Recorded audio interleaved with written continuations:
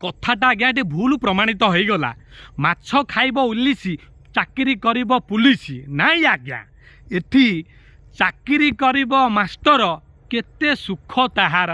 आज्ञा एमाने आज्ञा बर्तमान आंदोलन बसिଛନ୍ତି शिक्षक माने तांकु काले मासकू 40 ରୁ 50 हजार टंका आज्ञा नियंट होउची।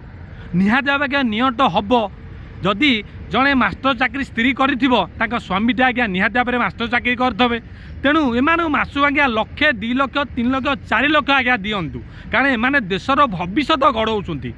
एतिकी देले आज्ञा तांको शाशु शशुर भलरे चलिबे LIC बांधिबे तांको पिला माने आज्ञा सरकारी स्कूल सिना पाठ पढ़ी पारिबानी किंतु आज्ञा प्राइवेट स्कूल रे आज्ञा मोटा अंकर देकी पढ़े पारिबे।